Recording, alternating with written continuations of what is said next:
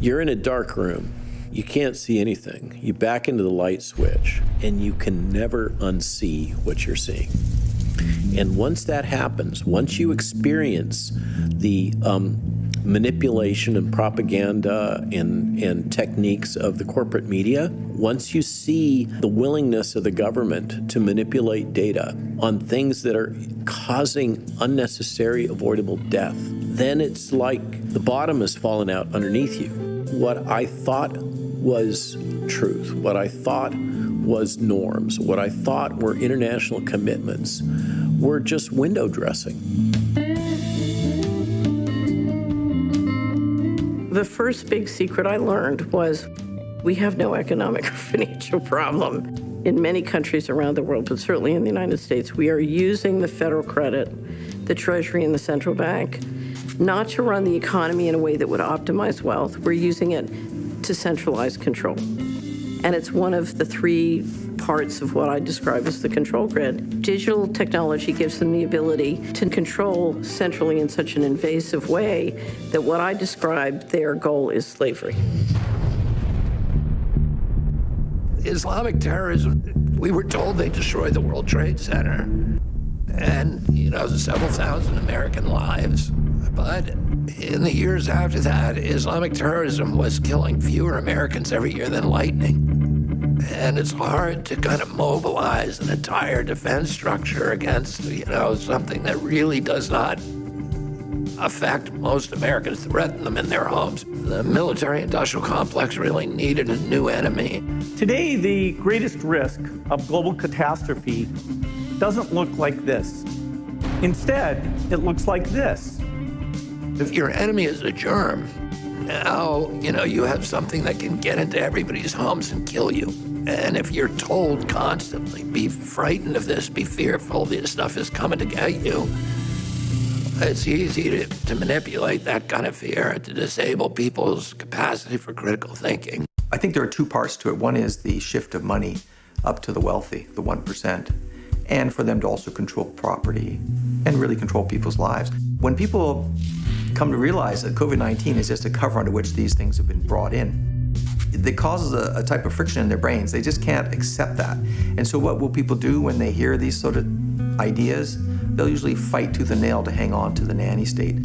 So that will be the vaccine, it'll be your public health, it'll be the doctors, and they have a different agenda. I have done a 180 degrees, and now I think the opposite. There have been numerous frauds that have now been revealed to me over the decades, including statins and SSRIs for depression. The list is quite lengthy, actually.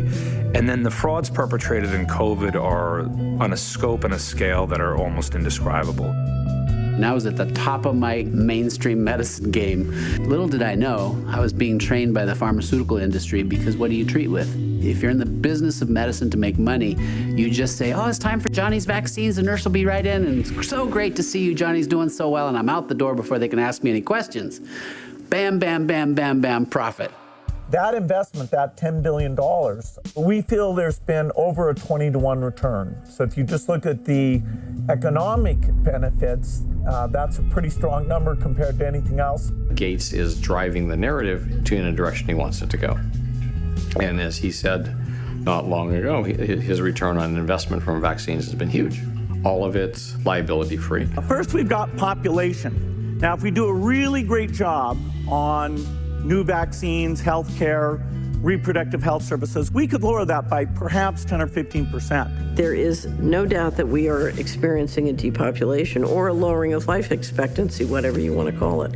And that is a plan. Because if you cannot achieve a balanced budget with the retirement system, you've got to lower life expectancy. And that's what's happening. If you're going to kill them, you need to do a slow kill. And it needs to be profitable, because otherwise the herd will turn on you. The great poisoning that's going on is a slow kill. Public health, the government, WHO, CDC, China, Bill Gates, they all have an agenda which is not for the health of the general population. What's happened in recent years is that WHO has been taken over by pharmaceutical companies, but mainly by Bill Gates. He calls what he does philanthrocapitalism, which is that you use philanthropy to make yourself richer. And to give yourself control over humanity. Yeah, the last 2.5 years has been a real wake-up call for me as a scientist. I accepted too much science at face value. I'm actually amazed at how many studies there have been surrounding various highly publicized vaccines. When I go back and actually look at the raw science, it was very poor quality. When Elias Brotberger goes to work, he doesn't need ID.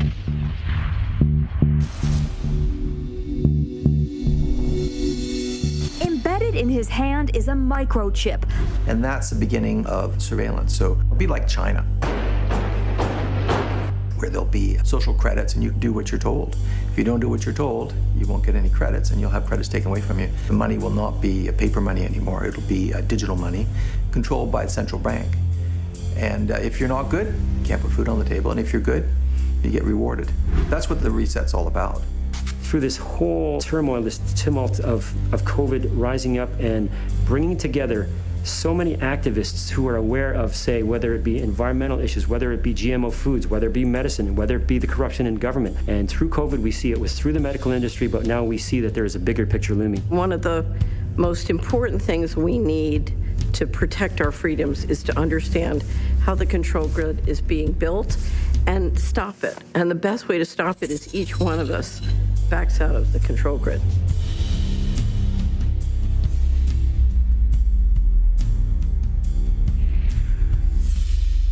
We have this belief that modern medical education and modern healthcare is based on the model of Hippocratic medicine and Greek medicine.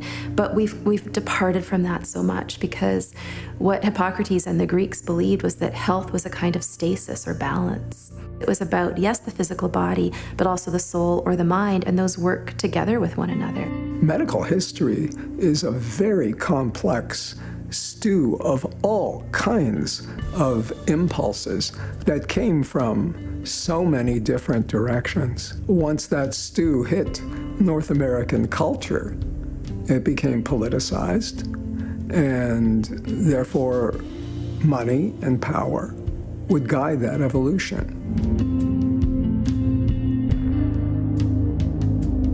Starting in the 1900s, conventional medicine really took hold politically. I think in the early 1900s, we did see efforts to hijack medicine.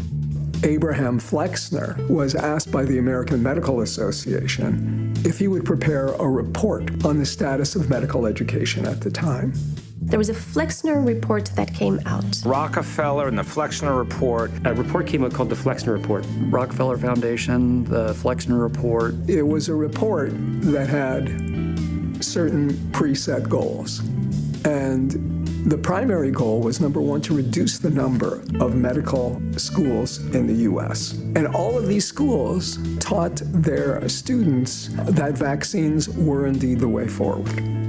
Going into the laboratory setting of synthesizing and getting away from nature, getting away from human beings actually having amazing bodies and immune systems and injecting things into people that, oh, this is going to make you better, this is going to make you better. The four top medicines were Thomsonian medicine, homeopathy, allopathy or Western medicine, and Native American medicine. As a result of his recommendations, any funding or support was removed from a lot of burgeoning medical movements. One of the first things they did is they got rid of natural remedies. And so you could see that there was already an eye to monetize the practice of medicine. The other three washed away.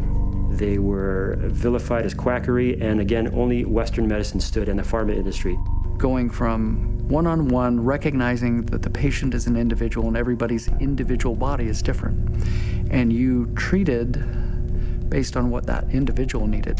Most MDs look down their noses at homeopathy because we've been trained to do that. Those were snake oil salesmen. John D. Rockefeller, who was the first global monopolist in the oil industry, recognized that pharmaceuticals were an offshoot of the petrochemical industry. We know that Rockefeller wanted to put petrol products into medicine.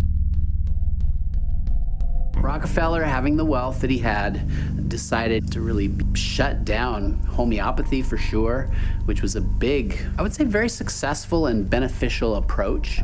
It was a medicine that was able to help a lot of people acutely and chronically in diseases for very cheap, without side effects. They literally did not want to study or detail uses of natural medicines that you couldn't profit off of. People really think for a second, why is something being attacked so hard by the pharmaceutical industry?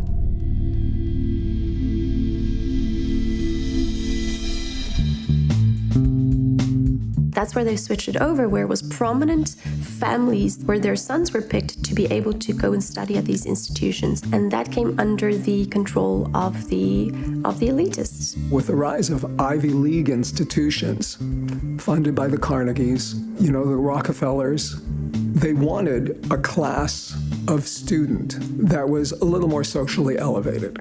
We got the Ivy League medical schools, and we got everything the Flexner Report wanted.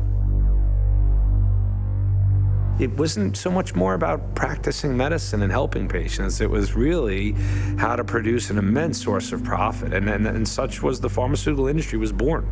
So it all kind of dovetailed into this incredible growth of both the pharmaceutical industry and its allied medical institutions. Medical education has absolutely been dominated by the pharmaceutical industry. Since I got that call, that notorious call from Michael Callahan, a CIA agent who was undercover in Wuhan, and told me that I needed to get my team spun up to respond to this novel coronavirus, I've kind of had direct experience with the level of corruption and global coordination that I've never seen before. I've been through many prior outbreaks. And I've seen, Tony Fauci manipulating information, breaking the blind in clinical trials, grandstanding to the press. But it's like everything went on overdrive starting in the beginning of 2020. But those videos of people collapsing on the street, the rapid build of the hospital, all of that was propaganda, we now know, but the White House were apparently unaware of it. I knew the characters. I knew Anthony Fauci. I knew Francis Collins. And I knew that, that they're constantly hatching phony pandemics in order to increase their power, increase their budget, increase their reach. Vaccines now are the spear tip of the biosecurity agendas. The Department of Defense has been actively funding the Wuhan Institute of Virology for these types of studies for quite a long period of time and continues to do so. The governing body here in Ontario sent directives to all of its members. We couldn't discuss vaccines with our patients. We were told to say that it was outside our scope of practice. We were not to try to attempt to treat COVID, even though every day you read in the newspaper, no treatment, only vaccination. If we didn't have regulatory bodies, we might not have been in this position, because that's where the control was kept on physicians as well. What toes would I be stepping on by trying to treat somebody, not purporting to cure, not falsely claiming, but simply trying with the means at my disposal and the talents I know that we have? It was kind of draconian, and that, I think, was the first thing that said, wait a minute, I've never experienced that from a governmental body before. That's where the doctors were. They were stuck in systems and stuck behind fear of speaking out and telling the truth.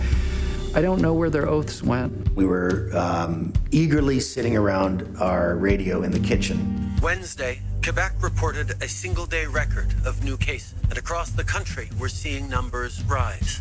Listening to the first words from our Prime Minister. And then every day, there was a broadcast from the Prime Minister, and we eagerly listened to what he had to say.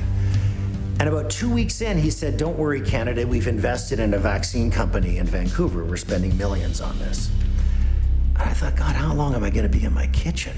It didn't take long before we had scientists speaking out, saying that, hey, these mathematical modeling projections that came out of Imperial College, were completely false, and then you find out that the person's being sponsored by Bill Gates, and then you start to follow that back down to the WHO. The modeling was done on basically projection models, and I mean they used Neil Ferguson.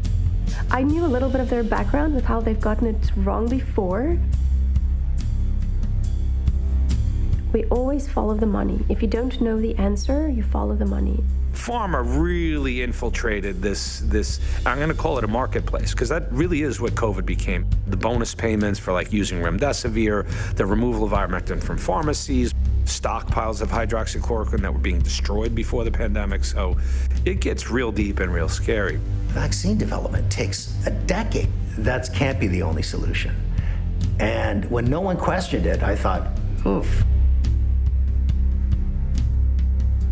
If this were only about preventing disease, obviously this would be over. Even in the clinical trials, more people died in the vaccine arm than in the placebo arm. This is the solution? There's no treatment? You can't take a pill? There's no way to abate the symptoms once they start?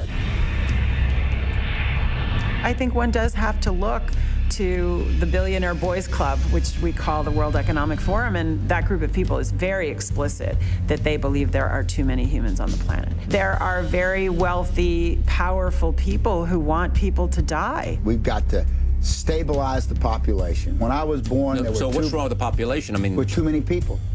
I still know some reporters, so I was talking to one of them, and he curiously said, I'm not allowed to broadcast the age of the dead. I asked, well, why is that significant? He says, because they're all 84 and over. 100% of them this week were in palliative care or hospice. In other words, the place we send the elderly to pass peacefully into the next world. That's who was dying. Expectedly, maybe more swiftly. Or what were they doing? Were they swabbing their corpse and getting a positive test? The Italian study came out, 95% of the deaths were reported to be in people aged 65 and over with multiple comorbidities.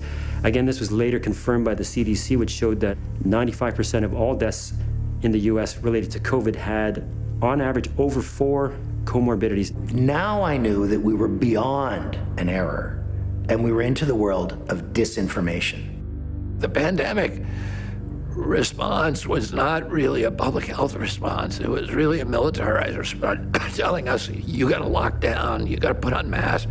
Disinformation is normally the purview of a military operation. It's designed specifically to dissuade people from knowing the truth, to plant a bit of information to get them to think something that isn't true in order to sway their opinion. It's a psychological operation. Everybody knew that masks didn't work. WHO said it. People should not be walking around with masks. Social distancing does not work against a respiratory virus. Lockdowns do not work. Lockdowns were specifically rejected in WHO pandemic protocols prior to 2019. Why is the PCR being brought on board? Why is this now the gold standard for a diagnostic tool and something that has never been used to diagnose something? The bounty on people who came to hospitals with COVID from a PCR test, i.e. the amount of money that the hospital could make if they died, if they were given remdesivir, and if they then went on a ventilator. I mean, it could be as high as $500,000. If you're incentivized to write COVID on every death certificate, you know you're going to have a lot of COVID cases. Literally, these people were worth more dead than alive. When the pandemic started, I knew the whole thing was completely bogus, but I wrote an article called The Injection Fraud, the point of view from the money side and what the money means and why this was fraudulent and why it was our business. You know, the protections of pharma, the different money aspects of the medical and scientific community who were going along. I haven't yet seen the memo that says, let's kill them off and let's use COVID as the instrument. You know, people don't usually put that in writing. But I think if we look at that with critical thinking, you cannot exclude the possibility. When they shifted the language from died from COVID to died from COVID-related illness, I wondered what that meant. That's a key word. If you're an editor, you're looking at that going, why is that word in there? Why is that word in there? I still don't know. What's a COVID-related illness? Is it a lung infection, which you get from COVID, but it's not COVID? So if you die from a lung infection or pneumonia or some similar respiratory disorder, are you dying from a COVID-related illness? And why are we telling that to Canadians? Scare them. Scared me until I started hearing the difference. I knew that they would take a pandemic and use it to ramp up the security state. But I didn't know at that time about the deep involvement of the intelligence agencies and the military agencies, not only in making these superbugs, these pandemic superbugs, funding the development of them in China, but also then how critical biosecurity now is to the central mission of the Pentagon and to Langley at the CIA.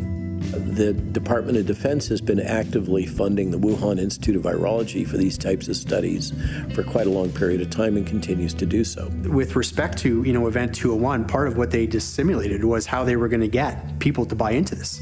All we have to do is go back to Event 201 that brought together people from the CIA, people from the CDC, people from major industries around the world, the Chinese CDC director. This was a 5-hour exercise of what would be the plan, and that was really going to be the foundation for kind of a pandemic preparedness paradigm that we are now moving into with the WHO treaty on the horizon. The central bankers met on August 22nd, 2019 at Jackson Hole, and they voted on the Going Direct reset. They left Jackson Hole. They went back to their desks. The Fed went into the repo market on September. They started injecting money directly, and that's when it started. The pandemic was just the piece that came in March. The major forces that be can control mass media and can control to a large degree what we believe is true. Here in COVID, it has become massive. The people who run things. They run all of the things. I mean, it's all coordinated. So Anthony Fauci is a deflation machine. He said, Tony, shut down 1 million small businesses and make sure, people have no income. I'm printing $3 trillion and giving it to my pals. So now they have money to go on a shopping spree. That's the thing about this pandemic. It's been one of the greatest wealth transfers in history. And it's a wealth transfer that was mandated by the state. While you're shutting down all the small businesses, all the publicly traded stocks are able to pick up huge amounts of market share. And these guys have to sell cheap. It's beautiful. Underneath the patient's name, date of birth, their room, where they are, it said vaccinated or unknown.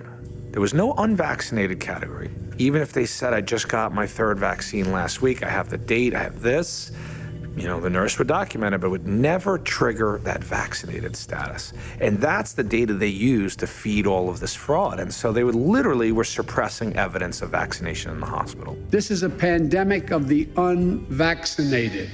And so it made the doctors almost like tyrants. The problem is they didn't know they were being lied to. Most people in the ICU were vaxxed. And so you show this to someone, they're like, what?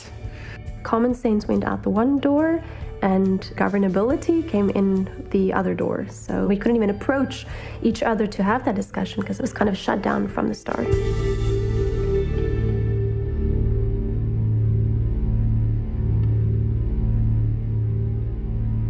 This wasn't about public health. This had never been about public health. All the belief system that I had built over my entire professional life was being revealed to be fraudulent in many ways. This military-industrial biodefense complex was really part of some much larger agendas.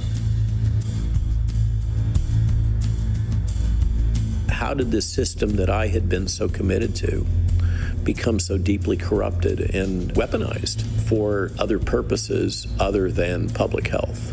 I've tried for more than a decade to understand vaccines. There has been a serious effort for more than 100 years to figure out how to get our metal into our bodies. And the question is the goal to create an operating system, or is the goal to dumb us down, Or is the goal to figure out how to integrate digital technology and transhumanism? Or is the goal to lower life expectancy?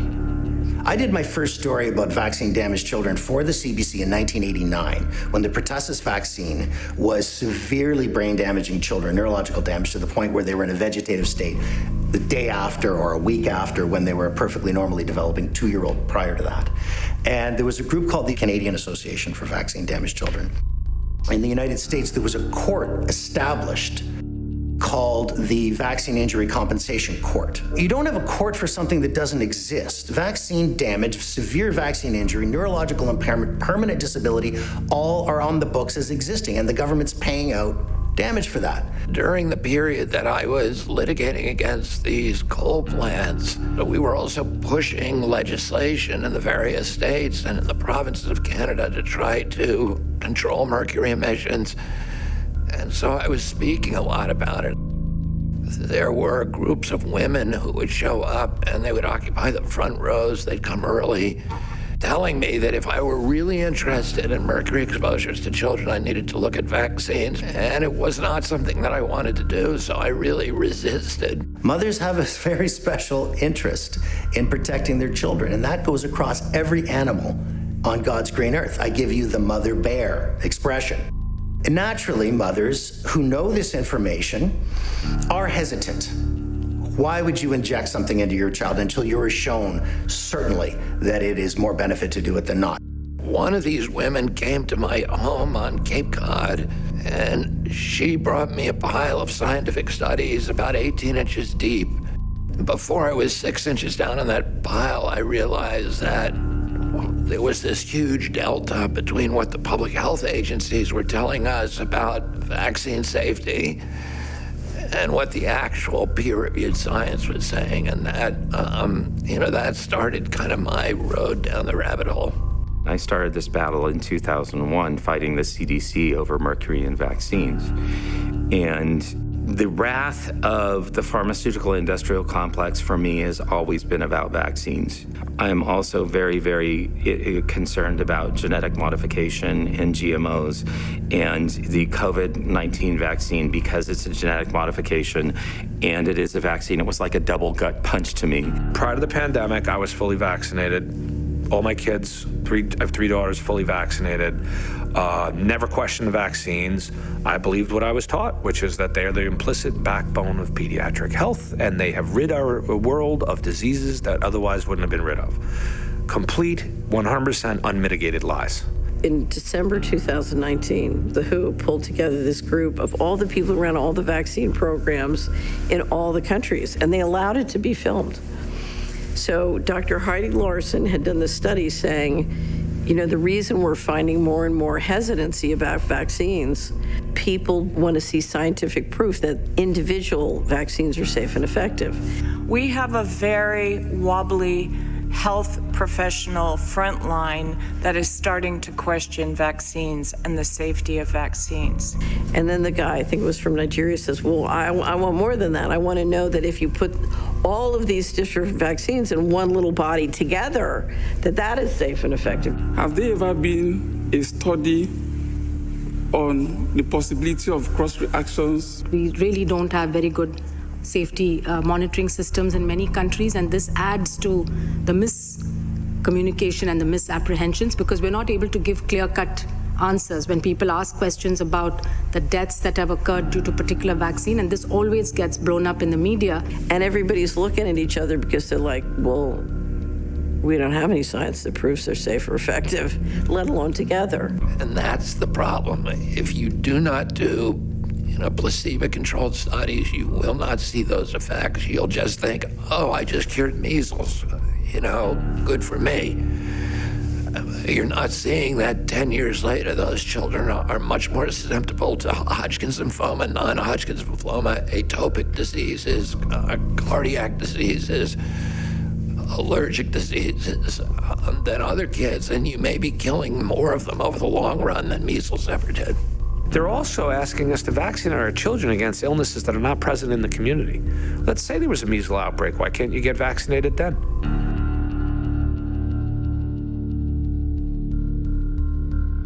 As I've started to dig deeper into the clinical trial data that supported these, I have been honestly a little horrified about either the poorly designed experiments or the lack of clear-cut data, whether it be in terms of effectiveness and or safety. For most people, they can't believe that it could be adopted by this many doctors, that they're safe and effective, when in fact there's no science behind it. They never taught us anything about injections. They just said, best medical intervention that there was. Here's the schedule, go at it.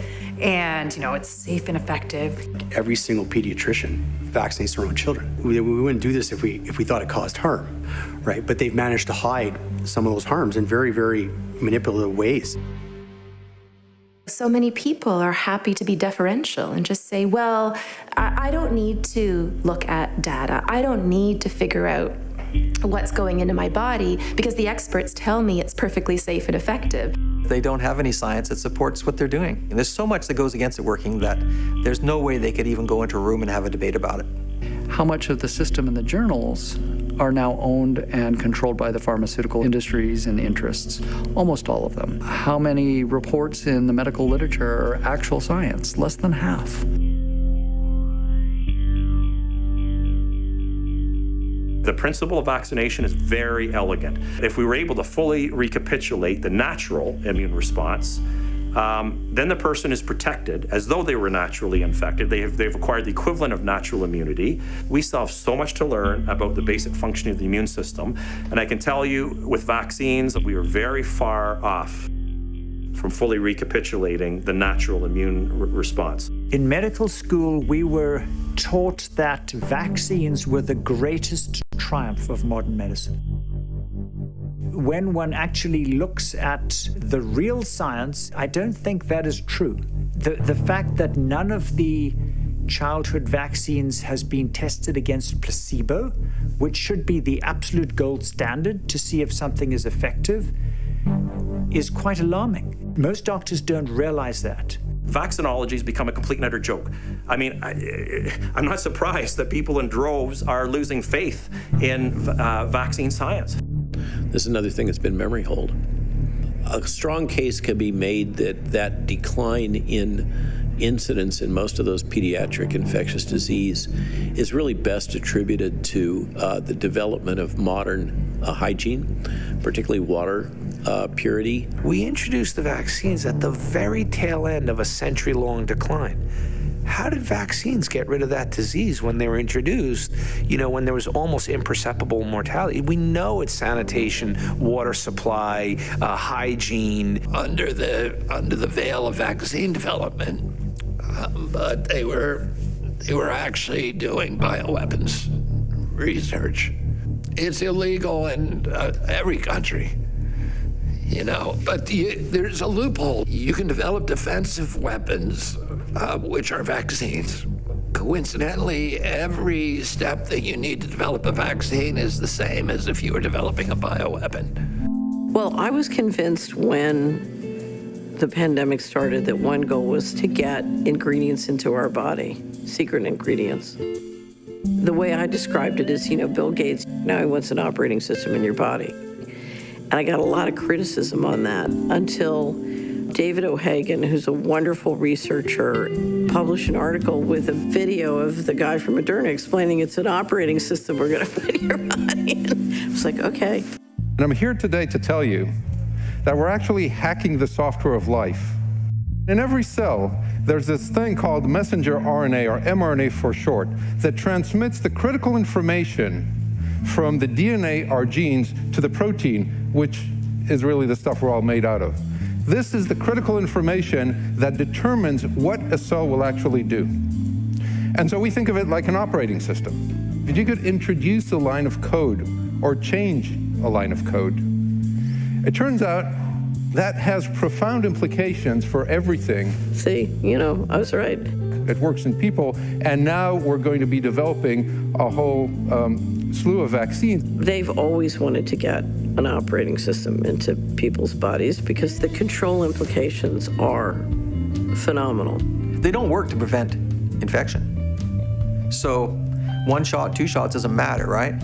But if you have other things in those shots you want to get in people's arms, that you want to give them ice cream cones for in Nathan Phillips Square, without their parents' permission. For children that have no risk from the disease, there's got to be something else in those shots to make you want to rush so fast to get them into people's arms, every child's arm.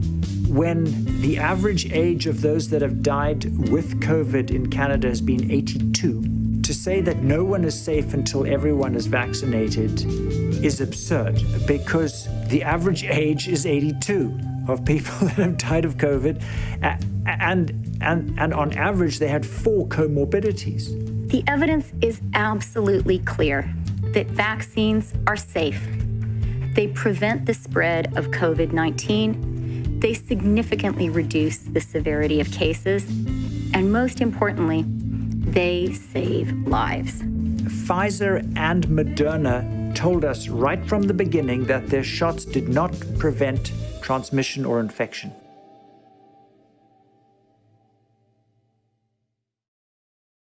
When my son came along in 1998, we did our research, we read all the wrong books, and at his 15-month well baby checkup, he received 3 vaccines while having an active ear infection, and then after that, he regressed so quickly that he was diagnosed with infantile autism.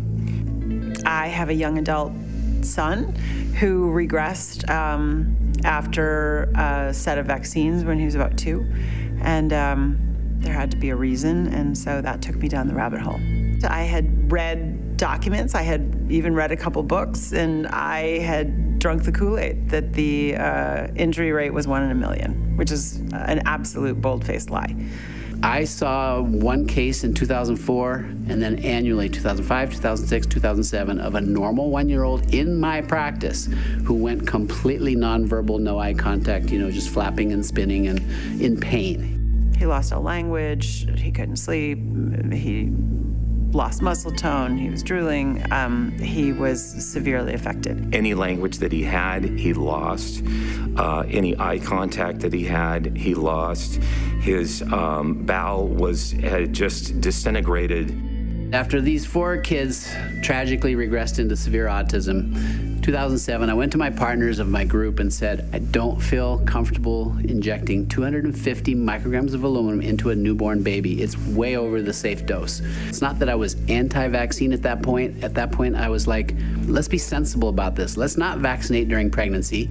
Only 1 aluminum-containing vaccine at a time to try to minimize that exposure and do that MMR later. The process of understanding vaccines is a gradual one. Nobody one day says, I'm going to get my flu vaccine, and the next day I'm an anti-vaxxer. I started noticing our kids were doing really well. It felt like the unvaccinated kids were doing the best, but I didn't have the data. So I started diving into the data, wrote the vaccine-friendly plan, but I did know this was a dangerous move to go out and publish a book that's not supporting the CDC. Roll back in the time machine to August of 2014. That is when Bill Thompson made the admission that the CDC had lied and hid the fact that the MMR vaccine was associated with autism. Talking with Thompson as it unfolded felt like a spy movie. It led me to secretly record phone conversations with Dr. William Thompson, which I did in the state of Oregon because it's illegal to secretly record phone conversations in the state of California. Dr. Thompson freely admitted that he had covered it up, and his associates at the CDC had also covered it up. Thimerosal causes autism-like features, and that's the way I would say it. I'm completely ashamed of what I did.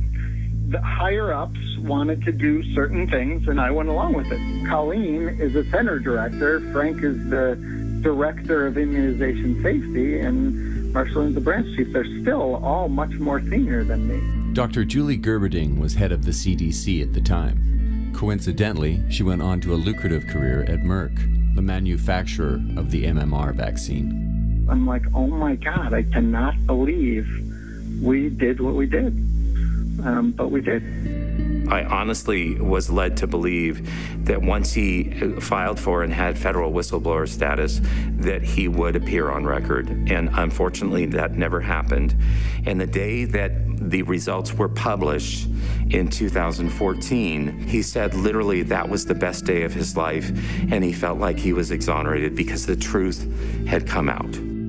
But the CDC actually gave him a bonus after that to the tune of about $25,000. He is still tucked into the CDC. There's still fraud going on in the CDC, and he could have been much more of a hero in history. The management of the epidemiology and the falsehoods that have been promoted have really been disappointing to me. I mean, there's just been a lot of lying. SARS-CoV-2 was nothing like Ebola. That makes me think of the World Health Organization, which always sounded really great to me, because that sounds great, World Health. Who wouldn't like World Health? What's wrong with World Health, right? Yes, I've had the advantage of speaking at the World Health Organization, being involved in very high-level meetings with the Director General. I knew very clearly how compromised WHO was. I knew very clearly how deeply embedded the Bill and Melinda Gates Foundation was in controlling the WHO. And based on that, then when there was a turnover for the Director General and Tedros was appointed, which seemed just anomalous, this ex-terrorist out of Africa suddenly, who's a veterinarian, has no real background in human health, becomes head of the WHO and has deep ties to the Bill and Melinda Gates Foundation and also the Central Communist Party. None of that really surprised me. I knew how deeply compromised it was. Gates' approach has been to direct WHO away from its traditional preoccupations with local development, with nutrition, hygiene, water supply, local health infrastructure, and directing it to one technology, which is vaccines. India had 1 year, 50,000 cases of polio. Oh my gosh. And Gates and the World Health Organization went in and they vaccinated everybody. I mean, every little village in India. It was a massive campaign. Guess how many cases of polio there were the following year? 0. Success. But this paper presented the real fact of the story, which was that there were 53,000 cases of non-polio paralytic disease. They changed the definition after they did their vaccine campaign, and they required that you submit a sample to the state government, and it had to be proven that it was polio that caused the paralysis, except they never set up the mechanism to do that. So all of them had to be relabeled as non-polio paralytic disease. The vaccine campaign did absolutely nothing. Half of WHO's budget goes to the polio vaccine, which is Gates' program. There's nobody to trust at WHO because it's bought by the pharmaceutical industry and a couple of large private players like the Bill and Melinda Gates Foundation, a fair amount of funding from the Chinese Communist Party.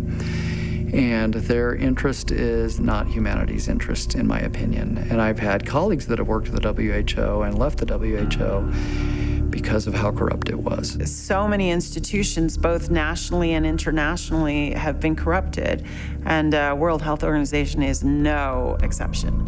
And in fact, World Health Organization has been involved in really criminal activities. To give boosters to Tedros did some very corrupt things in his native country in harming other people. Dr. Tedros served as Ethiopia's health minister from 2005 to 2012. A period during which the country saw 3 disastrous cholera epidemics. Hundreds of people died in each outbreak. Dr. Tedros was accused of a cover-up each time. I didn't realize all of these nuances of Agenda 2030, the ties to the World Economic Forum with the United Nations, and the ties to so many of these other transnational health-related organizations that had nothing to do with advancing public health and had a lot to do with U.S. intelligence. The World Economic Forum, Bill Gates, the pharmaceutical industry are clearly seeking to have the World Health Organization be the fulcrum of a new global governance paradigm, not government. The World Health Organization would be at the center of that with kind of One Health. Where if they have another pandemic, the WHO will have complete control over the policies that are brought out in every country.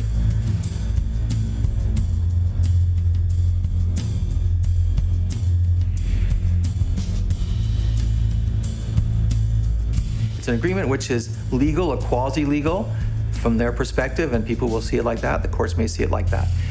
And what it means is that the WHO will have centralized power, so there'll be no country that can't make people wear masks or get shots or do as they're told.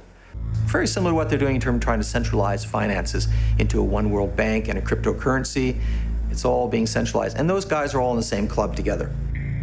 This is, I think, very dangerous because although it sounds good, in point of fact, these things are being run by the same group of people that seem to have been running COVID-19. It really is all about their having more power, more control, and more money. The World Health Organization had been hinting about raising the alert level for some time. They're constantly hatching phony pandemics. They did it with SARS, they did it with MERS, they did it in 2005 with avian flu. We spent $40 billion on a vaccine for avian flu, and which caused horrible neurological disorders in people. An untested, unlicensed vaccine that they started giving to people, and only one person died that year of avian flu. It was a total hoax. In 2002 and 2003, the first SARS virus came out of Wuhan in China. Do you think that was an attempt at something like this? Yeah, living organisms only get one mutation at a time. Most mutations either kill or seriously disadvantage that organism. So to have 12 mutations that all made it more effective as an organism and all happened at the same time is statistically impossible. Well, they've tried pandemics everywhere. And the idea is that if they have a pandemic, then they can centralize power. Plus, it's been used as a way of bringing in new social measures, which are then never retracted. So you can lose some freedoms during that period of time in the name of safety, and you never get them back. We are in the earliest days of the pandemic. They changed the definitions of pandemic. And why did they do that? Because they had all of these contracts arranged with governments worldwide that if it was declared a swine flu pandemic, then the contracts kicked in, forcing those countries to buy the vaccines. In whose interest is it to exaggerate the risk of something? Well, when you've got big companies with big products to sell, you're clearly helping them by exaggerating the nature of the disease.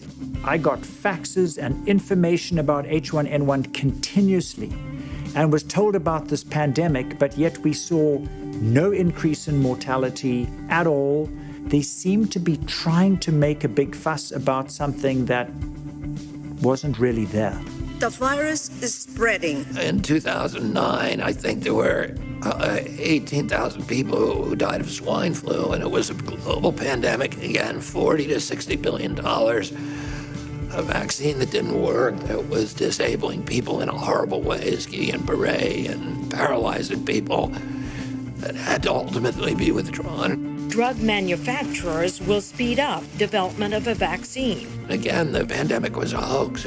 They did Zika. The explosive spread of Zika virus. Tony Fauci promoted it, and he got $2.2 billion from Congress. And by the time the vaccine was ready, the Zika had basically disappeared in our country. I think there's 100 cases or something, or fewer. The H1N1, the so-called pandemic, bird flu pandemic, was, again, wildly exaggerated, huge amounts of fear-mongering and hype that went behind it. The approval of vaccines, which being vaccinated with the H1N1 vaccine increased your risk of getting the flu in subsequent years. The guy from Belgium who was in charge of the media, the propaganda, he says the first thing you need to do is scare everybody. WHO said, okay, there will be a pandemic, and that's when the thing started. I mean, day one is so important. You can profit from these early days to get complete carpet coverage of the field, and they're not going to search for alternative voices there. I used there Sir Donaldson's quote, where he said that in the UK, by the peak of the epidemic, 40 people would die per day. I worked it out for Belgium. That would be 7 deaths a day at the peak of the epidemic. I used that in the media. That is true in every year, even interpandemically. That is very, very conservative. However, talking about fatalities is important because when you say that, people say, wow. And then, of course, a couple of days later, you had the first H1N1 death in the country, and the scene was set and it was already talked about. So you see people clawing their way to the front of the line to get a vaccine. But if they actually knew the level of benefit of the vaccine is so small, the likelihood of them having a benefit might be as small as the likelihood of them winning a lottery, and also a chance that they're going to be harmed by it. The crux of the campaign was the vaccination campaign, and I misused the fact that the top football soccer clubs in Belgium made their soccer players priority people. Because if the population really believes that this vaccine is so desirable that even the soccer players would be dishonest to get their vaccine, I said, okay, I can play with that. So I made a big fuss about this. This is Van Ranst is raving mad. But it worked. Yeah, thank you.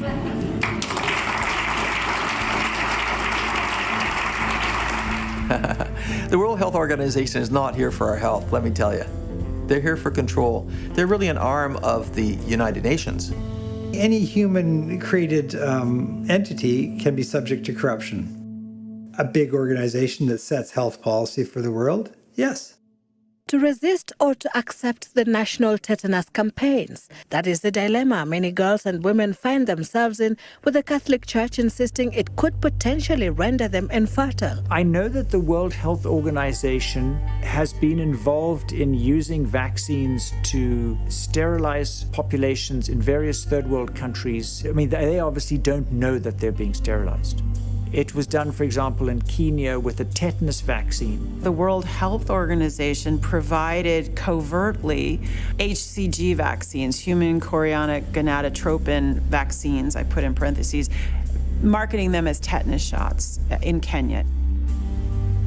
The evidence actually suggests that that was quite deliberate, because there's a lot of literature sponsored by the WHO, by the way, that goes back to the 70s to look at conjugating a HCG molecule to part of the tetanus virus. These shots were to cause women infertility, to cause them miscarriages, and to deceive them into imagining that this was a tetanus vaccine. And the other idea, of course, is to control population in the third world. Definitely a WHO agenda. We have the forensic evidence that the World Health Organization lied. We did analytical exams on the vaccine vials, and they were, in most cases, were found to have HCG in them, confirmed by several laboratories. Forced sterilization is a war crime, and yet that was being promoted by the World Health Organization. They were calling these people in for repeated vaccines, which made doctors very suspicious. The tetanus shots were only available to women of childbearing age, and they were giving them 5 doses. But usually a tetanus vaccine, you get a booster every 5 to 10 years. The World Health Organization has been caught red-handed. The WHO was involved in a crime that they sought to cover up. And I'm not interested in having a criminal organization run global health. I think it's kind of a bad idea.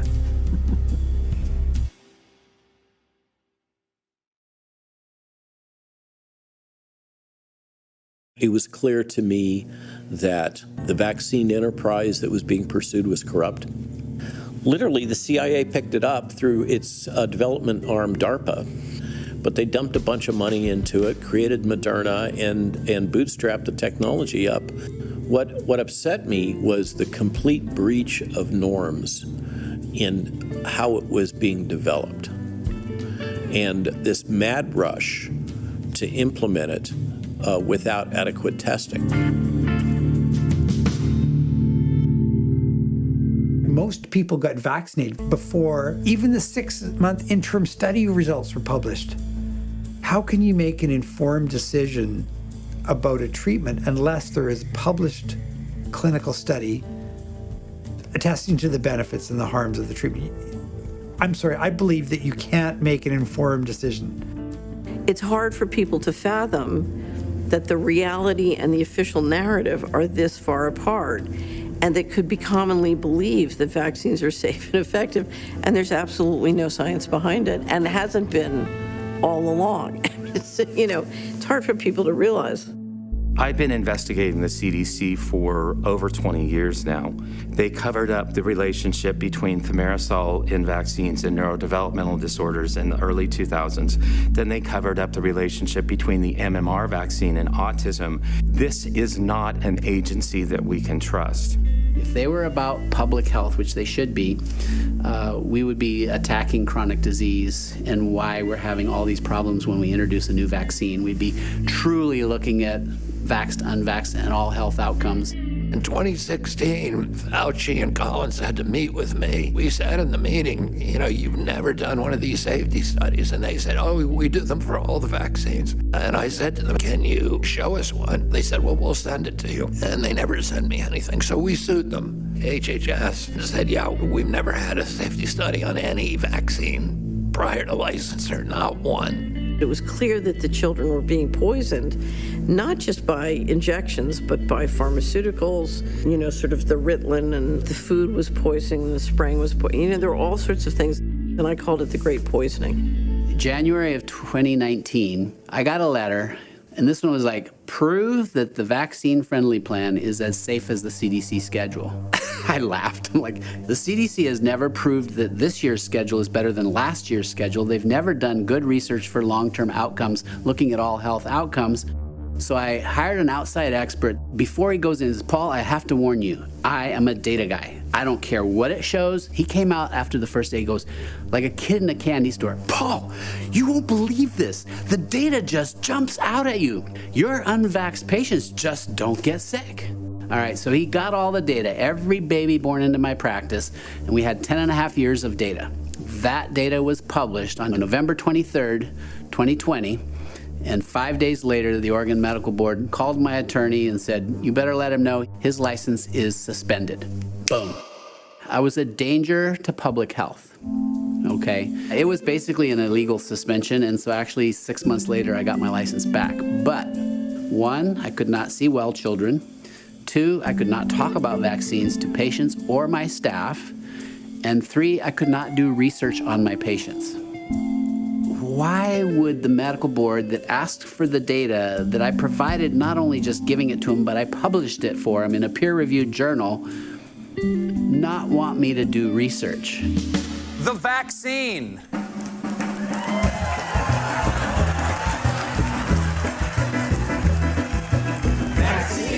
A few years ago, I was watching the Emmy Awards, and one of my favorite comedians, Andy Samberg, was presenting. They ran a little skit where they said, oh, we're going to vaccinate everybody in the audience here with the flu vaccine. And then he said, the anti-vaxxers in the room can put your napkin on your head and we'll pass you by. And the whole skit seemed to me to be designed to ridicule. And I thought, boy, I wonder how much that skit cost as a paid ad for the pharmaceutical corporation. Get vaxxed, get boosted, because, man, this thing, it's a banger. We asked some real doctors to offer their best advice to those who are on the fence about the vaccine, and pay attention because this is important. Get the vaccine. Just get the vaccine. Roll the up and get the vaccine. And tell your friend on Facebook to stick to jewelry. Thank you. Either you go get vaccinated or there's something wrong with you psychologically.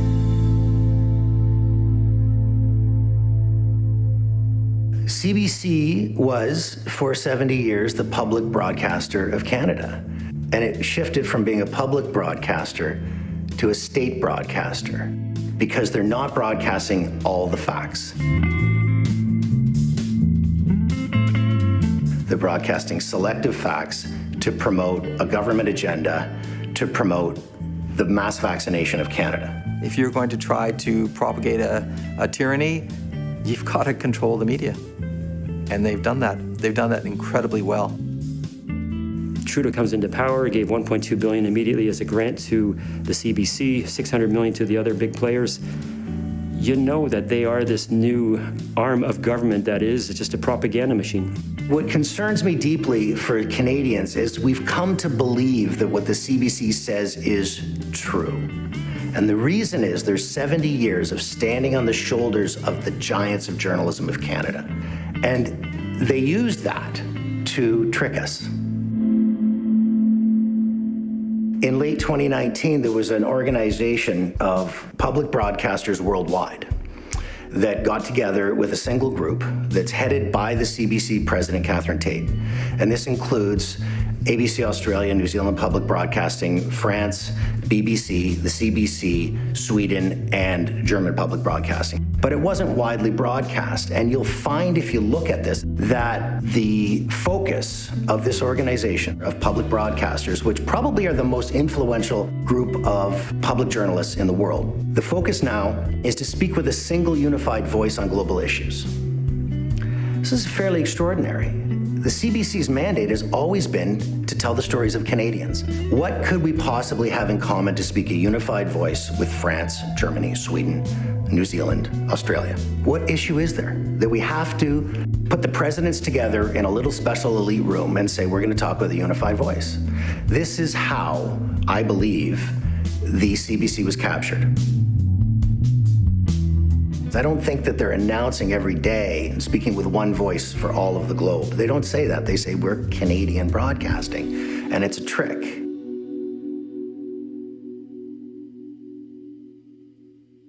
What's interesting is the swift emergence of what's being called the alternative press. How do you make a film? You write your film, you write the story, and then you go and get the shots to tell that story. That is what the media has become nowadays. We didn't have horses, we didn't have rifles, so who are the aggressors here? People can now look to Children's Health Defense, Robert Kennedy's outfit. Now, that is a lobby group to bring truth to the vaccine story and bring truth to the power of the pharmaceutical organizations, in particular their capture of the regulatory system. However, when they do a story and they tell you something you didn't know before, there's a hot link on there that you can open up and verify it immediately. CBC doesn't do that. CTV doesn't do that. So these alternative press are now becoming the ones you can trust for the truth. I'm Gillian Findlay on this edition of The Fifth Estate. Our nation's capital besieged. Occupying streets, harassing people, breaking the law. This is not a peaceful protest. The organizers not simply the COVID-weary Canadians they claim to be.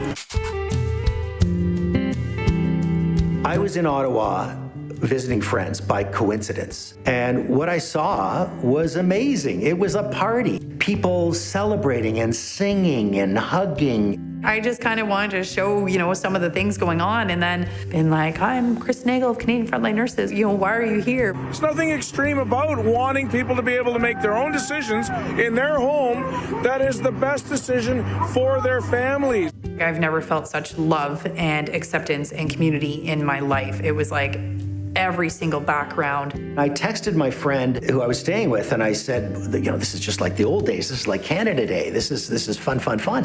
And she says, boy, that's not what I'm seeing on the television. I heard it was a Nazi rally. There were symbols of anti-Semitism and hate, like the Confederate flag. I said, I better go find the Nazis. So I got my camera and I went looking for the Nazis. Swastikas and Nazi flags were seen at the Freedom Convoy protest in Ottawa over the weekend. I didn't see anything resembling this hate rally that they talked about. I don't know where they found it. I don't know who said it. And then by the end of the day, of course, Trudeau, from his hiding spot, said, we will not be afraid of right-wing extremists. Well, of course we're not afraid, but there's nothing to be afraid of. You're making it up. While police say thousands were peaceful and no reports of violence, Trudeau has made it clear that he will not be speaking with the protesters. I was amazed to see the straight-out lies that were coming from the mainstream media. The service said protesters threw rocks at ambulances. I was there every single day, and it was being dubbed as an insurrection of racists, of far-right people. I was there for 3 weeks. We didn't expect that the CBC wouldn't say, well, this rally's actually about 19 feet outside our door. We're going to go look for the Nazis, and there are none. Mr. Trudeau, what are you talking about? Instead, they sat in their studio and they talked about the right-wing extremism. And I thought, get out your door and sit in the front of the first truck you come to and interview that person. They didn't do that. So I knock on the first truck door, and there's a Jamaican man. And I interview the Jamaican guy and ask him ridiculously if he thinks he's a right-wing extremist or a Nazi or someone who hates colored people. What would you say to the politicians like Trudeau, Singh, the mayor of Ottawa, who say this is organized by the far-right extremists and the racists?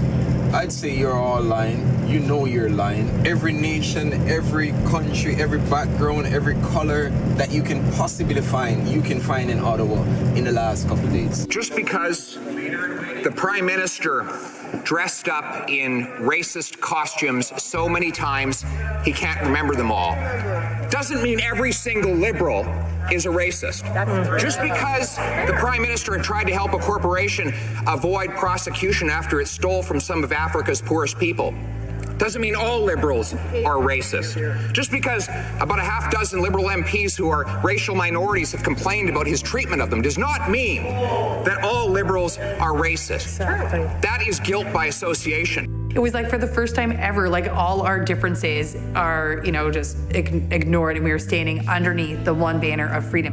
And I couldn't believe that it maintained that same level of love and acceptance throughout the entire 3 weeks. In one instance, Freedom Convoy protesters confronted a fully masked individual holding a Confederate flag in Ottawa. Now he's going, now he's gone. We called him out.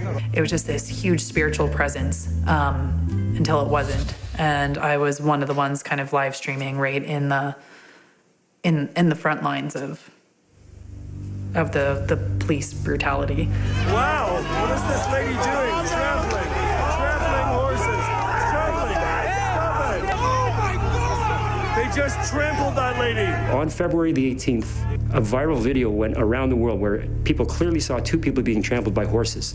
But the Ottawa police came out with a tweet that literally said, regarding the incident with the horses today, the people who were knocked over, not trampled, were knocked over, got up and walked away. One of the protesters threw a bike at the horses, but the horses were fine.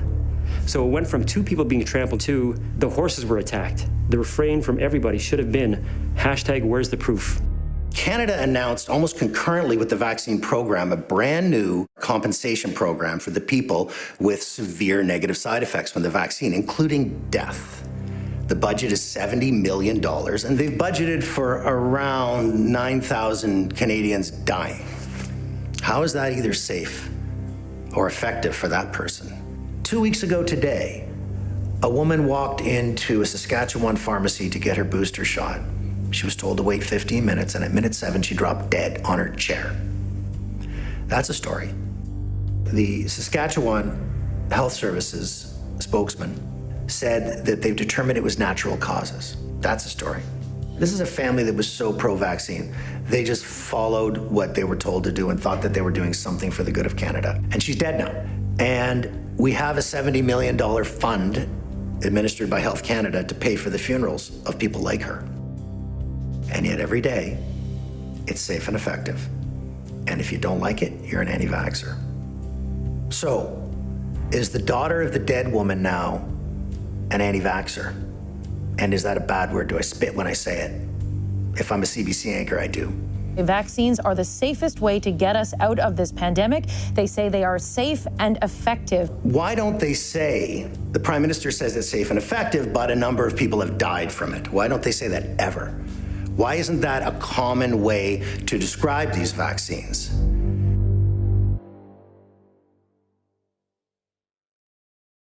Poison control centers have received a dramatic spike in calls tied to ivermectin. I was a classic liberal, Northeast liberal. I read New York Times every day, cover to cover. I believed it was the paper of record, the most accurate reporting that you could get anywhere. Right-wing media, a bunch of loonies and nuts, and they tell lies, and clearly they present alternative facts. Dr. Pierre Corey preaching wild claims. It basically obliterates transmission of this virus. When they launched what was a national media PR campaign against ivermectin, that was the most, I would say, upsetting time. You know, the horse dewormer campaign. Horse dewormer, apparently given to deworm animals. A horse deworming medication. They're unfavorably framing it as veterinary medicine. That was completely put together by professionals. It was launched in a coordinated, synchronized fashion. I do not know what the motivation for demonizing this particular medication is, but I would imagine some of it has to do with money. I don't know if that's why the FDA is making snarky tweets about it being veterinary medicine, but I do know that it was used for humans for years before they ever started using it for animals. Does it bother you that the news network you work for out and out lied, just outright lied about me taking horse dewormer? They shouldn't have said that. Why did they do that? I don't know. If they're lying about a comedian taking horse medication, what are they telling us about Russia? Ivermectin is used as a horse dewormer. So it is not a lie to say that the drug is used as a horse dewormer. The apotheosis of it all was that incredible headline in Rolling Stone. Gunshot wound victims waiting outside the emergency room due to the excessive amount of ivermectin overdoses. I'm like literally picturing gunshot wound victims holding their side with blood seeping through their hands as the emergency room doctors are rushing in the ivermectin overdoses, right? So it's almost like a cartoon, but it went viral. It went across the world. The hospital put up a sign on their actual hospital website. The doctor who was quoted in that article has not worked for us for 3 months. We have not had any ivermectin overdoses. And even the data that they used to say that poisons were on the rise was completely inflated. And that was one of those brilliant examples of how fast lies spread and how truth never will catch up to that lie.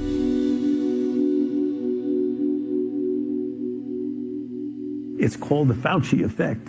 Trust me, I don't get excited about that. I mean, it's nice, but I mean, it's what I symbolize. In an era of the normalization of untruths and lies, people the craving for consistency, for integrity, for truth, and for people caring about people. Well, Fauci's fingerprints are kind of everywhere, right? When you think about how clinical research in medicine is conducted and where the funding comes from, it's essentially only two sources, right? Which is pharma or the NIH. And he sees and decides the funding for everything. He has been incredibly powerful for 50 years. You got to hand it to the guy. He is a wordsmith and slippery. He's never treated a COVID patient. If you want to know how to treat COVID, you ask the people that treat COVID. You don't listen to a bureaucrat that didn't even finish a residency. There's a lot of forces at work there, but he was the front man. We will get through this, and we will get through it by vaccination. Thank you. It's very, very clear. Cuba got vaccinated, lost 8,500 out of a population of 11 million, 87% vaccination rate. The next door island, Haiti, had 1% vaccinated and had a death rate of 850 people out of 11 million. So they didn't have a pandemic. The ones that used alternatives and treatment and stayed away from the vaccines did much better. Dr. Fauci, did this have to be? We've done worse than most any other country, and we're a highly developed, rich country. We had 4.2% of the world's population in the United States, and we had 16% of the world's COVID deaths, so that we did not have a good record. I knew who Fauci was before all of this. I watched the disaster of the AIDS crisis. In 1984, Anthony Fauci was named the head of the National Institute of Allergy and Infectious Diseases, and public panic regarding AIDS had firmly taken over the nation, partly because of comments made by Fauci regarding transmission of the virus. Seeing it in children is really quite disturbing. Pharmaceutical companies were racing towards a treatment for AIDS, realizing the incredible potential for profits. One such company was Burroughs Wellcome, who showed in a test tube that their failed cancer drug, AZT, could be repurposed to treat AIDS. In record speed, the FDA approved the drug as a treatment, claiming the benefits outweigh the risks. Despite it becoming clearer and clearer that AZT was toxic, caused liver damage, and destroyed white blood cells, the drug continued to be used for several years after, while calls from activists and doctors to study any other possible treatments went ignored. The way that Fauci brought remdesivir in for the COVID-19 used the same playbook that he used for AZT. In an interview with Wired, Bill Gates said that if he was infected with COVID, he would want to be prescribed remdesivir, failing to mention his stock position in the drug's owner, Gilead. Remdesivir had been stopped in a clinical trial in its use against Ebola infections because it was so deadly. And Tony Fauci, in a meeting at the White House with Deborah Birx, simply declares Remdesivir is now the standard of care. This will be the standard of care. That study was stopped at 6 months. 6 months was kind of the time point beyond which there were irrefutable toxicities appearing that could not be disputed from the Remdesivir. So yeah, I'm horrified by that kind of behavior.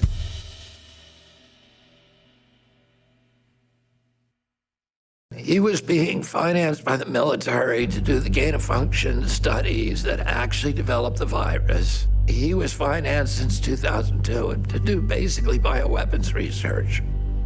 The military and the agency, CIA, didn't want to do it openly. So they were doing it through surrogates. They were doing it through Fauci, but they were also doing it through EcoHealth Alliance and through USAID. From 2014 to 2019, the National Institute of Allergy and Infectious Diseases, which Tony Fauci runs and has for decades, pumped money to a group called the EcoHealth Alliance. The EcoHealth Alliance is run by a man whose name you may recognize, Dr. Peter Daszak. Daszak contracted with Dr. Shi to conduct gain-of-function experiments at the Wuhan lab. Just before the pandemic became public knowledge, on December 9th, 2019, Peter Daszak sat for an interview that was streamed online.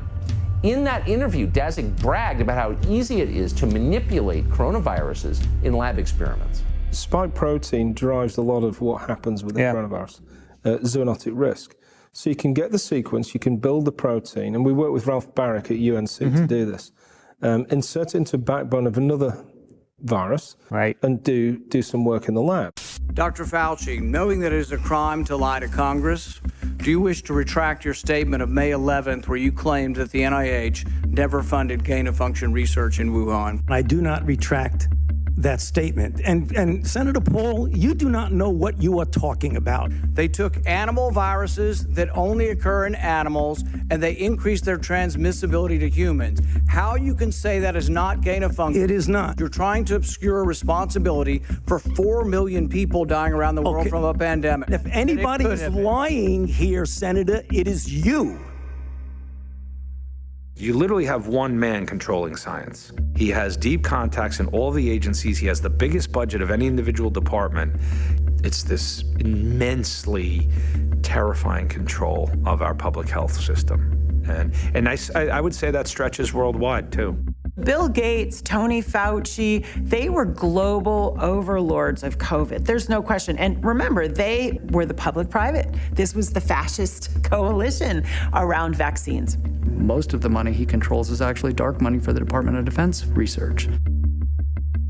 Might have started in a lab, might have happened in nature. 3 years ago, if you thought it came from a lab, you were even called a crackpot by the very scientist who in late January sent emails to Dr. Fauci and said it came from a lab.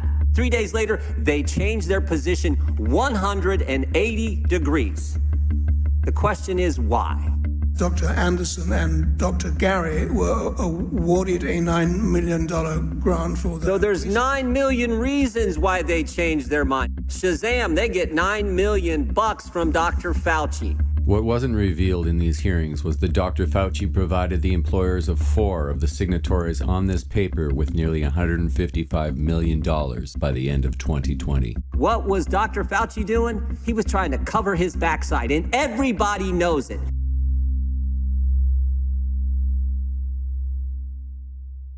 As long as we focus on Fauci, then there's the opportunity for him to string us along.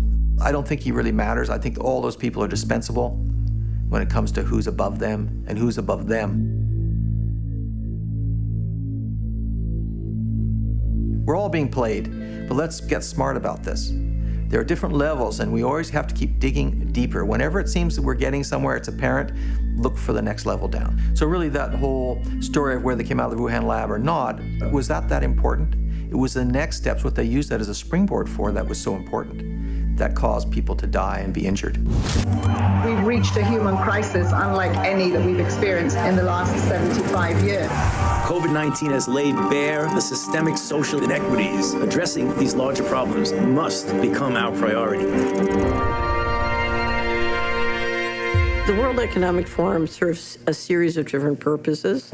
You can't just say, look, we're going to chip you and make you a slave. You need a marketing plan, right?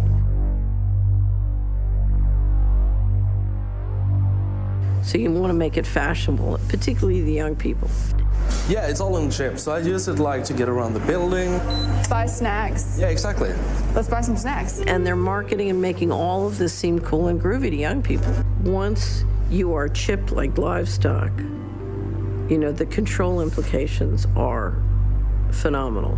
If you had the choice, would you implant your smartphone into your head? That chip can do a lot of other things other than just, you know, help you get into the office building. The World Economic Forum explicitly supports transhumanism. And one of their advisors, Yuval Harari, talks glowingly about this idea that we are hackable animals and that now man can take over his own evolution, and it's going to be by design. By hacking organisms, elites may gain the power to re-engineer the future of life itself. Science is replacing evolution by natural selection with evolution by intelligent design. Not the intelligent design of some god above the clouds, but our intelligent design and the intelligent design of our clouds, the IBM cloud, the Microsoft cloud. These are the new driving forces of evolution. They truly do think it's their role to play God. Now they want to be putting all kinds of sensors in our body. I was just this weekend listening to a banker talk about how the central bank digital currency is actually a chip that would go in people's wrists. With the CBDC, central bank will have absolute control. Central bank digital currencies, which they're in the process of implementing globally, will give the central bankers ability to make the rules as to how what we think of as money is used and enforce them. Right now, the financial system is not really a financial system, it's a control system, which means if they don't want you traveling more than 5 miles from your home, they can turn off your car, they can turn off your credit card. If they decide inflation is going up and they want to shut it down by freezing everybody's bank accounts, just like the Canadian truckers, they can freeze your bank accounts. They have complete control and they can manage it all with AI and software. So you will have the equivalent of, 24/7 Stasi teams on you every day, all day long. And it's not your money, it's their money, and they control. It's not currency, it's a control system. Do I think the World Economic Forum is a decision maker in any of this? No, I think they're marketing. They're like the ad agency.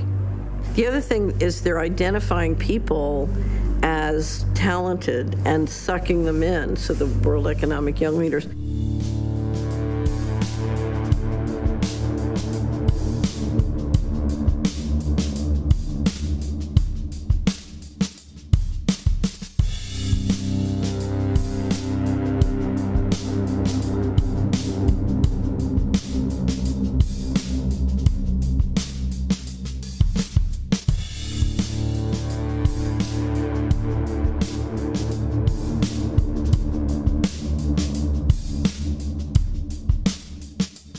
It's a way of sucking everybody into the plan. A really interesting recent executive order from the Biden administration was being called the Transhumanism Executive Order.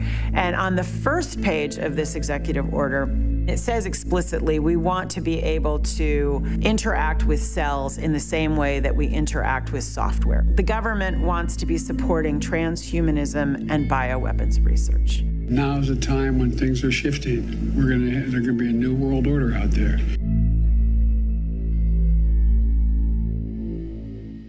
The idea of digital money is not new. Many of us use debit and credit cards or payment apps for transactions. But what would make a central bank digital currency different? It could make payments faster, allowing for immediate settlements and no processing delays. And it could also make payments cheaper. We have no economic or financial problem. You do have people leading and managing the economy who want to centralize control, Digital technology gives them the ability to not only control centrally, but control centrally in such an invasive way that what I described, their goal is slavery. We live on a planet where we're not allowed to know how the governance system at the top works. So my nickname for the governance structure at the very top is Mr. Global. Who is Mr. Global? What I can tell you is here are the lines going into the top that I see as being the most powerful. Because money is a great mapping tool. You can use money to map out what's really going on. So big pharma and healthcare is a line. Military is a line. So they're putting up the satellites. Intelligence is a line. And then we have the media pouring out the propaganda. We have the tech people building clouds and the telecommunications. And then we have the central bankers engineering central bank crypto systems. So these are the functional sectors, and they have different powers. They're trying to keep them separate so that you can't see how they're going to come together to institute the slavery system. As we centralize, they all benefit from helping the centralization, and they cooperate and compete. FDA approved the first electronic pill, if I can call it like that. So it is basically biological chip that it is in the tablet. And once you take the tablet and dissolves into your stomach, sends a signal that you took the tablet. So imagine the applications of that, compliance. I think our government has been taken over by corporations. They do not have our best interests at heart. I'm an anti-fascist, and so, which makes me anti-government. I know I can't put hope in government. I can't put hope in institutions because it is such a dire war and is such a war on so many fronts right now for our sovereignty and our way of life. Mr. Global is running the planet on the central banking warfare model. Because remember, the Secret Service is controlled by the Treasury. One of the big fights you see going on globally is you have a group of rising countries in terms of rising economically, Russia, China, and they don't want to trade real commodities or real labor for money that's just printed out of thin air that's depreciating in value. They're tired of being trained that way. And that's part of the reason we're facing a major financial reset, because the current system depends on growing debt infinitely, and that can't last forever. The people who are trying to kill us are integrated. They understand and manage it on a holistic basis. If we're going to fight for freedom, we have to do the same, and that's what's happening.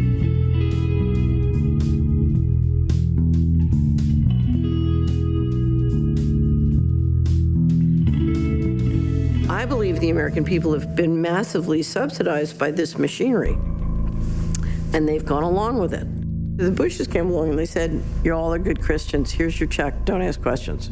And the secrecy, which had been growing, just went off the charts. What they were doing is engaging in warfare and organized crime all around the world, and then cutting the American people in for a wonderful subsidy. Now, the reality is the people doing all the hard work, it's hard work to run around the world and kill lots of people. And at some point, everybody says, we don't need to cut them in for a piece of the action anymore. We've prepared and created this Disney World for them. We're tired of managing them, and they're very spoiled, and we can cut them out. If our dependency on war and organized crime continues like this, they will end up owning and controlling everything. So you got to turn it around. And that's where we are now. And it's like, oh, the war on drugs, we try, we can't get it to work, we don't know why, blah, blah, blah, blah. You have the overt pharmaceutical business and the covert narcotics trafficking. It's one business. You're controlling people and you're controlling resources. The central bank and military powers are extraordinary to implement digital technology and give them complete control. One of the reasons they want complete control is they're afraid once we face what's really been going on, we'll be very upset.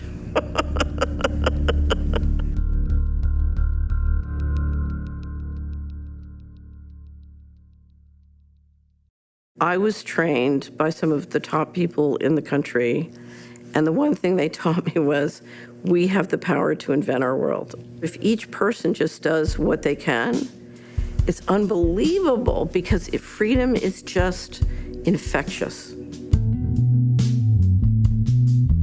If you study people who've really fought for freedom over very long periods of time, it's extraordinary what one person can do. Every step that has gone on this far have all been necessary to get us to this end point.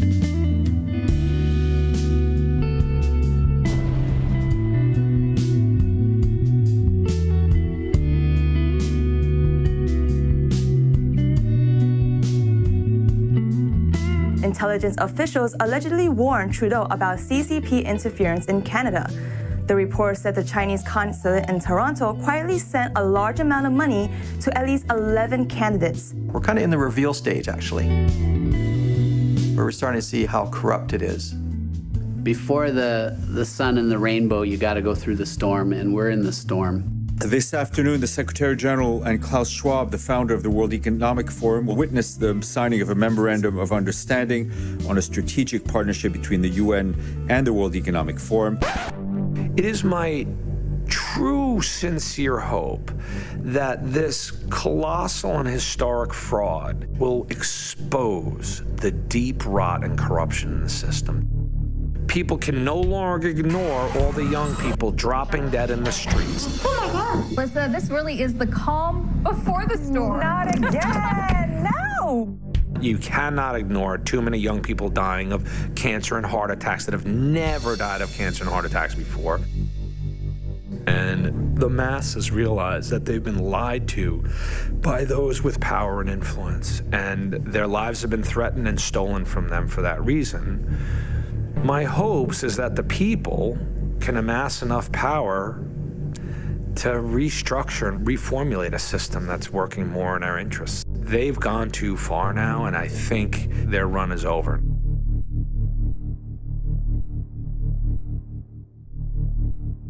The people who are trying to kill us are integrated. We have to build back better. It's the time to build back better. Building back better. To build back better. If we're going to fight for freedom, we have to do the same, and that's what's happening. Okay, so you can't trust what the government's telling you. You can't trust what media is telling you. You can't trust your doctor. You can't trust a number of your family and friends. Well, you have to trust yourself. And if you haven't been working on that kind of self-confidence and self-trust for your whole life, it's a lot harder to do it in an instant when you're 32 or 64. My only hope is that there will at some point be enough voices that people can't ignore the overwhelming evidence that they were largely lied to, and they were provided misinformation by the very people that we have been trained to trust. You know, this is war. You play to win. Each one of us is only one person. So don't stress out and think you got to do everything. You know, find the things you can do and, you know, start to do them. But the one thing I understand is most of the support for what they're doing comes from us. We go to work and build their control system. We go to work and finance the control grid. We use it, we support it, we honor the people building it, whether it's the people we hold out as heroes. They would include Fauci and Bill Gates, especially Bill Gates. There is so much that concerns me about his mental stability and what he really believes. And when you look at Gates' behavior in the public health realm, it's clearly not about health. He's deeply embedded in vaccines, but there's also a very dark past about him. Apropos of nothing, he flew on Epstein's jet. It adds to the amount of concern about who's literally running public health across the world. I mean, he has such vast sums of money. His influence is so drastically large. You could see it in the medical journals. I mean, 2 clicks to the funders of almost any of the high-impact journals, you're gonna find Bill Gates.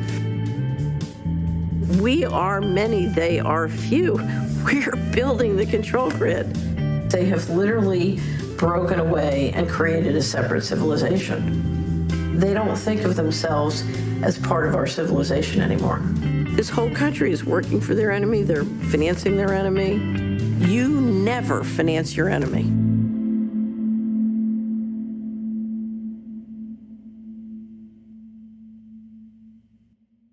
This has been a multi-decade effort. I mean, it's in the UN Charter to deploy a central global government. It's grounded in the idea that the rights of the collective outweigh the rights of the individual. That has merged with corporatism and corporate interests. And we have seen through this outbreak alone a massive leveraging of corporate power, individual wealth in a very small slice of the populace. You know, this elite of the elite, the Davos man as a metaphor. If you read their literature and confront what they have actively planned and are implementing, it's overwhelming. What is being advanced is the logic of a centralized command economy based on utilitarian and Marxist principles. And that type of system has repeatedly failed through time. Clearly, the Billionaire Boys Club sees China as the paradigm. They love the surveillance. They love the digital IDs. They love the control. They love the emphasis on government-driven science in China. So I think we see people like Bill Gates essentially having transferred whatever loyalty they might have to a national government to China. We are really in a fascist era, and these people really are about a kind of fascist paradigm of corporate-controlled government in coordination on a global scale. And I mean, this is really about global control. These people have preliminary global control. Unless you're psychopathic, what it is to be human and have a rational soul is also to have this kind of compass that twinges a bit when you're doing something you believe to be wrong. I would say no amount of money or reputation or acceptance by the people that you think will make your life can make up for that kind of peace in your soul. Whether it's explicit coercion or whether it's drugs and induced obedience, they take you to the same place, which is an anti-human future. What we're talking about now is like a second industrial revolution, but the product this time will be humans themselves. I think that the biggest question will be what to do with all these useless people. My best guess at present is a combination of drugs and computer games. We desperately need servant leaders, not what we've often selected for over the last few decades, which are really kind of narcissist, sociopath, psychopath on that spectrum. Now, who could represent such a world better than you, Prime Minister? We are gathered here to contemplate the fourth industrial revolution about to begin. If you are looking for a country that will not just manage this change, but take advantage of it, there has never been a better time to look to Canada. Again and again and again, we've selected for that, and they behave like sociopaths and narcissists. No surprise. What do we do if someone refuses to be tested? Well, they can't now. You either get your tests done and make sure you're cleared, or we will keep you in a facility longer. I think a lot of people have to show a lot of courage, a lot of conviction. We're going to need more voices in this fight. We really need people in immense positions of power to come out, get humble, say, we got this wrong, we got lied to, and I'm going to change something. You know, I would beg you to be inquisitive and dig deeper. Your kids' future, your humanity depends on figuring this out before it's too late. The children of the future, if you're not willing to protect the children, you're not real. You know, you're a... People that are free-minded and independent will always battle to be free-minded and independent. I'm hopeful because there's still that spirit in mankind. As much as they try to disconnect us, I think the harder we should work on being connected. This is a great opportunity for us if we take it like that and we try to become sovereign people who can do what their consciences tell them without feeling they have to obey. And that's a very important jump for humanity.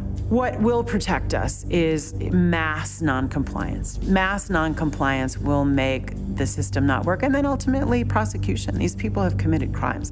The corral is closing, and it's been closing around us for decades, but the digital IDs or vaccine passports and the CBDC are the two pieces. We have the power to stop financing and walk out of the grid. We have the power to not, to just say no. And if enough people do it, there'll be a revolution. So.